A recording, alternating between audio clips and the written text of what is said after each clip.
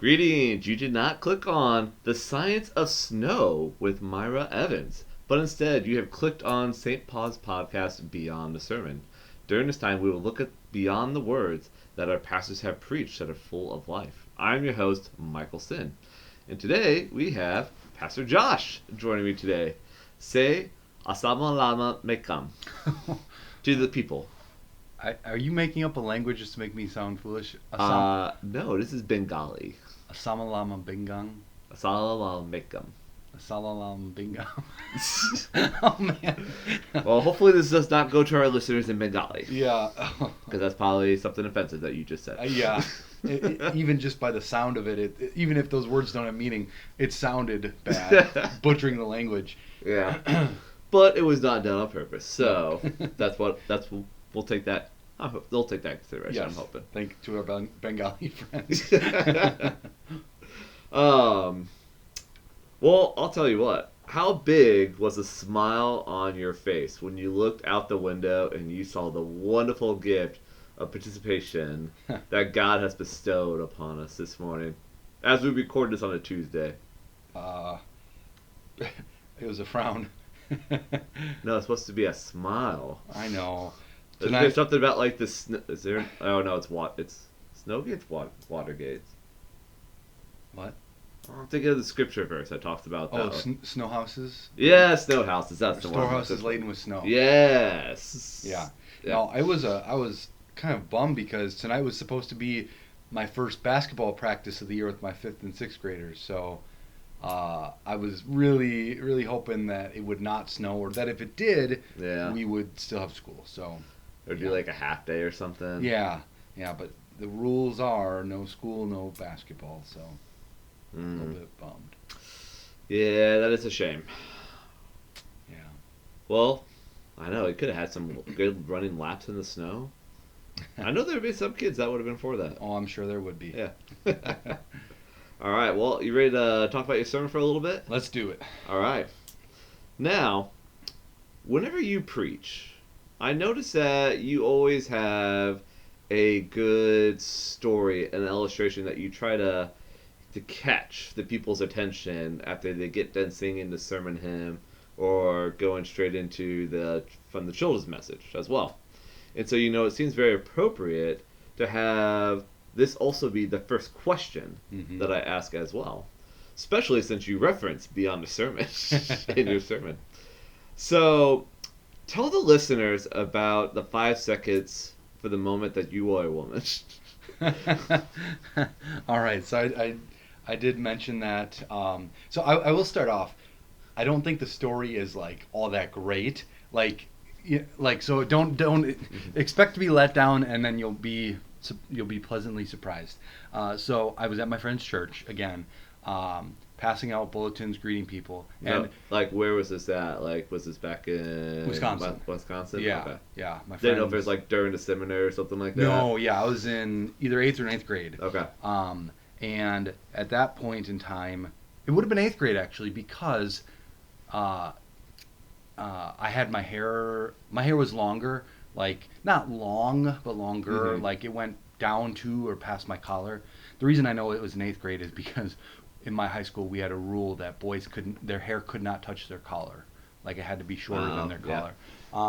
So I was passing out bulletins, and some old guy came up to me, and from behind, and he's like, "Excuse me, miss," and I was kind of I turn around, and his eyes got real big, and he goes, "Oh, never mind," and he just turns around and walks away, and I'm like my hair was long, but I'm not now, nor was I a petite person. Yeah. Oh yeah, his figure looks like a woman, and my hair it was the look of a kid growing up in the late 2000s, so it was, I obviously that story has stayed with me a bit, and I'll never forget that, just that, oh, never mind.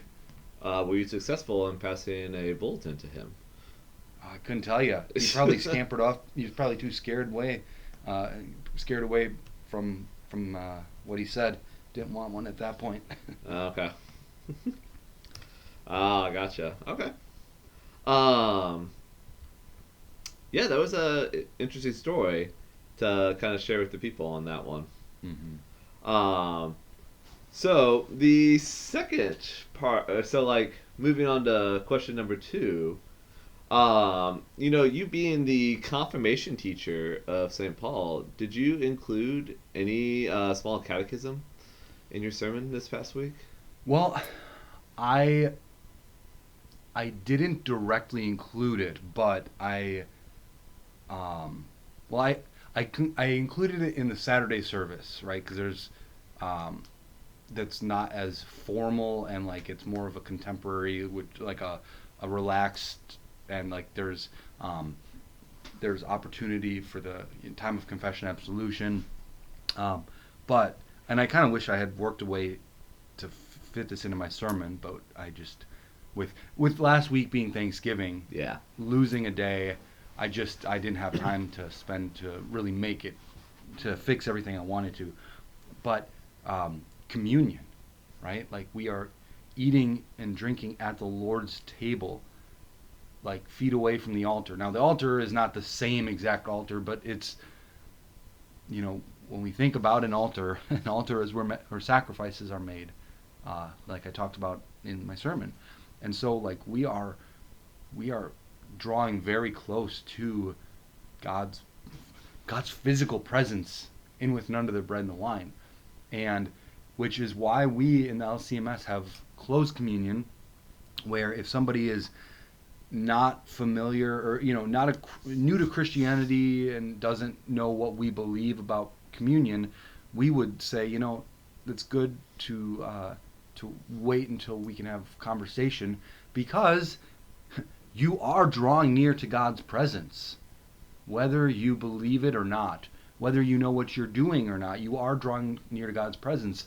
and Paul gives this warning in I forget right now, First or Second Corinthians, about if you eat and drink in an unworthy manner, you are eating and drinking judgment upon yourself, right? Like, so on the one hand, it's a positive for us uh, because we are drawing near to receive the forgiveness from the altar, um, and also we are to take that seriously, and that's why again we have close communion. Um, but then, kind of a bonus to this question, it's not exactly from the catechism, but uh, on the way out, and I had kind of thought about this, but somebody was saying, like, in light of my sermon, they're like, boy, that makes the Aaronic benediction that much more significant. May the Lord bless you and keep you. The Lord make his face shine upon you and be gracious to Mm-hmm. you. The Lord look upon you and give you peace, right? Like, I mentioned Moses foolishly wanting to see God's face. No one can see God's face and live. Well, this blessing, may God's face shine upon you, may it give you peace, right? And so that part was really cool, and I wish I had thought of that because that would have been something I would have included for sure. Okay. Yeah, definitely. Question number three. Was this week's sermon text a easy or a difficult one to adapt into a sermon?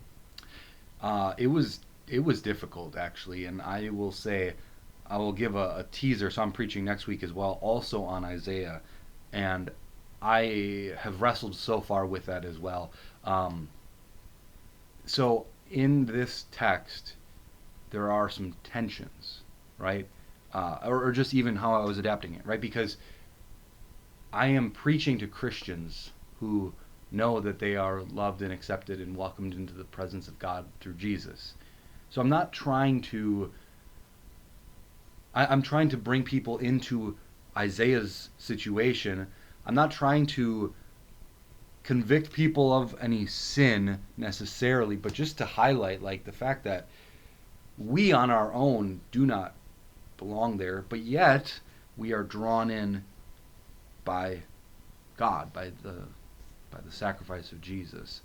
And so it was very difficult to kind of walk that line, but also uh, finding the balance of like understanding that God's presence is good, we Mm-hmm. want it, but also like seeing it, more so from the Old Testament perspective of like God's presence being terrifying or bringing about death, right? So again, it was one of those things where it was difficult to take the text, which is clearly a different context, and apply it to us. And Yeah. I think that I did, but it took a lot of wrestling. I normally try to get my final draft of my sermon like this is the version I'm preaching. Try to get that by Thursday, Friday at the latest. I was making changes. I made a couple of changes throughout the day Saturday. Like Mm. I really did have to wrestle with this one. Yeah. So, yeah. Okay. The following question that I have for you is: was there anything that you weren't able to include in your sermon this week, or that you had to cut out? Um Well, it sounds like it too. If you were making adjustments, like up until Saturday too. yeah. Yeah, there and this is almost this, kind of like would have been going a different direction even. But one of the things that I had but I took out is how I do think everybody wants to be in God's presence, Uh which huh. is heaven. Um, if you see every once in a while these polls that are done where like some number like 78% of people believe in God or are Mm-hmm. Christian, and it's like lived experience tells me there's not a chance that's anywhere close to Yeah. reality. Like when I say Christian, I don't mean, oh, I believe God is real or I believe Jesus is a good person. Christian is like you understand you're a sinner, you understand Jesus died for you, you're in worship, you follow Jesus. Like that's what I mean. I guess that's close to Mm-hmm. maybe 40%. But um, so I was going that direction of getting in God's presence, and I think we get a lot of misconceptions about how somebody gets in God's presence. And maybe you heard it, maybe you, the listeners, heard this too. But um, over the last couple of months, our president has gotten asked stuff about heaven, and the first time he said something like, "Well, I've done a lot of good, so I think I'll be there." Right? So clearly, and I do think that's a pervasive thought of like, you know, basically it's a repackaged version of karma. You do good, good things happen to you, right? You do good, you do enough good, you get into heaven. Um, but then the second time he spoke, he started out by saying like, "Yeah, I think I'll be there, but then I don't know. Maybe I'm not so sure." Right? So then there is that confidence, like, or that confidence shaking, right? Like, ooh, I don't know if I've done a good enough good, right? And so it was honestly, it was very interesting to see that side of our president, somebody who's normally very, very confident to a Mm-hmm. fault, Yeah. and wrestling with what I would say, recognizing with the problem that maybe he doesn't know how to identify the fact that he can't do it, he can't get to heaven, he can't do enough good. And so I think that was something that was I was thinking about going with, but ultimately that was just opening the scope of my sermon too wide and going a different direction. But I do think that that is something that people think of, like I get to heaven because of the good I do. And I don't think that many Christians, like true Christians, like the people who are listening to this sermon or, more so even listening to this podcast, I don't think that people think that, but I don't know. I maybe some do. So, yeah. Well, and like I kind of think too, like there was a survey done a while back, like for people still kind of not fully understand that concept of how that salvation is given, Mm-hmm. and that like there was still portions of people thinking like, oh yeah, my good deeds is what's going to save me to go to heaven on that. And yeah, it's one of those like, okay, it's good to be reminded of over and over. It's like, this is how, like, we are saved. It's not by our own, it's through that gift that God has given to us, Yeah. that which is Christ. um and it seems very fitting to for this next question on here. So we are now in the season of Advent. Pastor Josh, what does this mean to us, aka God's people? Yeah. Well, first I gotta say, um, this is one of those. Tell me you're a pastor's kid without telling me you're a pastor's kid. Yeah. Abby woke up on Sunday and she's like, "Happy first day of Advent!"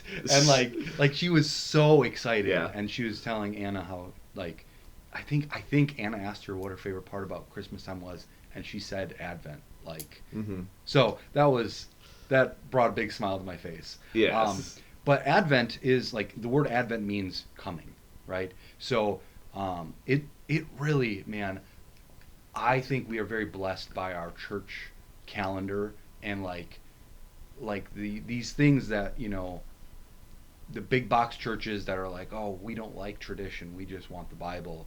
They miss out on stuff like this Mm-hmm. because there's such a close pairing between Jesus' first coming and Jesus' second coming, and it's in a lot of ways you can talk vaguely about them and like, are you talking about Jesus' first coming or second coming?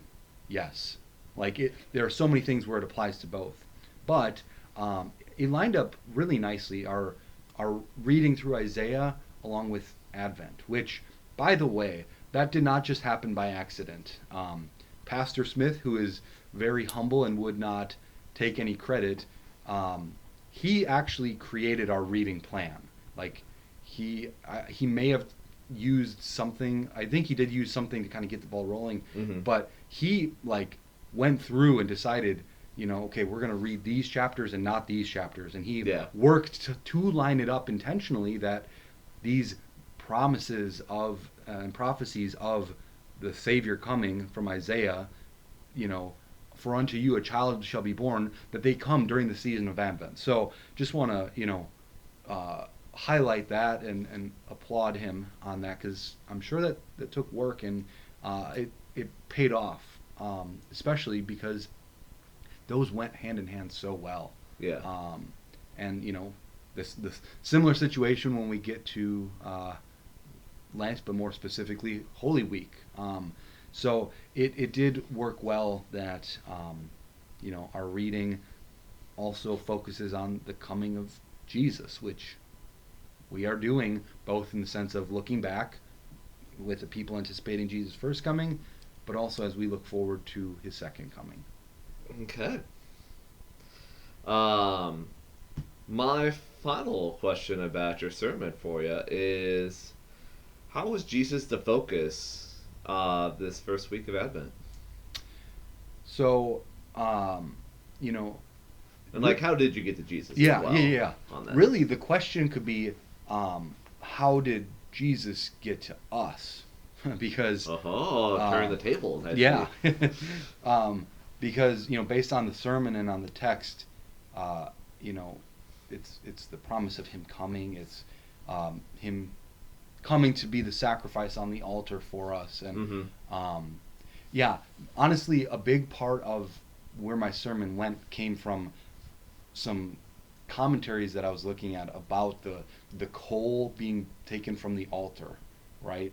Because I think we focus a lot on the coal itself, right? Like in the Bible, the coal is, or fire is something that burns and refines, and it does. But what was more important is the altar it came from, where sacrifices are made, and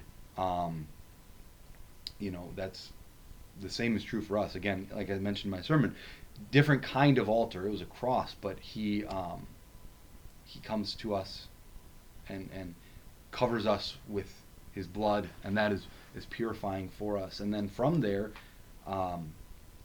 we are able to face the return of Jesus when we see God in the flesh with our own eyes with confidence, right? So he makes us holy, and he gives us confidence, and it's important to see both those things, because I think, and that's kind of the main focus of my sermon, is not to terrify, but to give confidence, Mm-hmm. right? Like, yes, I brought us low with Isaiah, but God brought Isaiah, quote unquote, high. He made him pure and holy, right? He didn't need to fear, and we don't need to fear being in God's presence because of Jesus' sacrifice for us. All right, wonderful. Before we move on, do you have any last minute notes about your sermon that you'd like to share with the people? I'll say no. Okay, that's more than fine. All right, now it is time to move on to your favorite part of the interview, the deer in the headlights question. So just a little bit ago, you talked about how Advent is the season of waiting, right? And, especially because we're waiting for Jesus. And so, actually, let me ask this different question. I'm going off script here for a second. Are we in the season of Advent all the time as we're waiting for the second coming, would you say? Yeah. And, I've never thought about this. This is a good, completely off the cuff kind of thing. I think, and I'm just thinking about, well, it's funny because I went yesterday with the 8th graders. The lesson we did was the church calendar, so we talked about that stuff. But in a sense, like, we should be living in the seasons all the time, right? Okay. Like, we are always waiting, anticipating. I'm just going to mention the main ones, but the season of Lent, reflecting on our sin that what took Jesus to the cross. Epiphany, going out of order here. Epiphany, Jesus coming to, the good news coming to non-Jews, non-Jews. So, like, there's a little bit of, like, all the seasons all the time, but because we're human and we can't really focus on that many things at once, one at a time. But yeah, I like that. That's, so my challenge is I'm going to write a sermon about all the seasons at once. All right, sounds good. Just kidding, I'm not going to do that. Oh, bummer. Okay. All right. Well, that's not my deer in the headlight question, but I was like, let's figure that out exactly. All right. Yeah. So we're in the season of Advent where we are waiting for Jesus, and being an older man myself, compared to you of 2 years and 10 days, I have been waiting a little bit longer than you have for Jesus to come back. But who knows? Maybe you are a better person at waiting than I am. Probably not. I can be a little bit impatient in things in life. Yes. So would you say that you are an impatient person when it comes to waiting? Yeah. Oh, okay. Well, speaking of waiting, I'm gonna get your opinion on the following questions. So these are just yes, no. There's no having to think on. Well, actually, you have to think on it, but there's no follow-up questions. Okay, all right. Unless you want to share it. So now, before Jesus comes back, do you think the following things will happen? I already know one of them. Do you? The Falcons win a Super Bowl. Is that one of them? Not exactly. Okay, all right. I'll let you do the question. Okay. Flying car. So we have the Teslas that self-drive themselves. So we can say we have self-driving cars. But will we have flying cars or jetpacks? I can see I'm going to say yes to the flying cars. Wait, so this is before Jesus comes back? Yes. Oh, man. Because we don't know when Jesus is coming back, right? So is it going to be another 1,000 years? Or 2 days? Oh. Who knows? So, we don't know. So, do you think we'll have the following things before he comes back? I'll go yes, flying car, no jetpack. All right.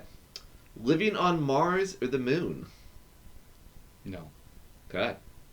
The cure for diabetes?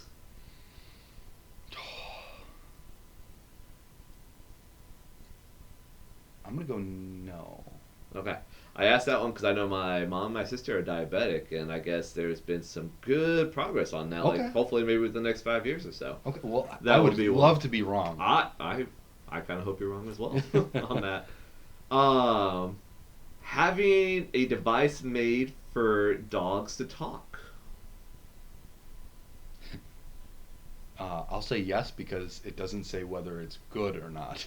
Okay, that's fair. It's accurate. So, yeah, I'll go yes. All right. Hologram technology. So like in Star Wars, like where just pop up. Yeah, like, with whether it's in your phone or something like that, because we have virtual reality Yeah. Oh, technology I already. think that'll be sooner than not. Yeah. All right. AI surpassing humans, where they're I'm doing like most of the jobs now. I'm gonna say no, just out of hope that Okay. it doesn't turn into iRobot, Oh yeah, those for kind of sure. things. Okay. Um. So I know with you being a Trekkie, we'll see on this next one. A robot that is like C3PO who translates different languages into another language for the person. So having that, like a robot do it, not a human. Yes. Okay. Um, the Atlanta Falcons winning the Super Bowl twice. No. So One like that was on there. So like, okay, well we're gonna go twice on that. once I would have had to take a little bit to think. Twice, not a chance. Okay, what if I said once? Oh man, dang it! I walked right into that. I'll go yes. Okay. We'll see if I'm alive for it or not. All right, sounds good. All right. Well, those are all the questions I got for you All right, that was on fun. that. Of let's see. Well, we got it. We got a recording of it, so we'll take a bet. Of when we're in heaven. Okay, which ones did you get right, Pastor? All right. Well, that is our show for today. Thank you for coming on the podcast, Beyond the Sermon, and next week you will be my guest again Two for that. times. So I will have you 3 times in a row as a host for Oh. myself on that. Lucky 'Cause, you, yeah. lucky me. I don't know. Yeah. Well, Luck for both of us. All right, there we go. Yeah. All right. Well, I'm your host, Michael Sinn, and have a great rest of your day. Goodbye.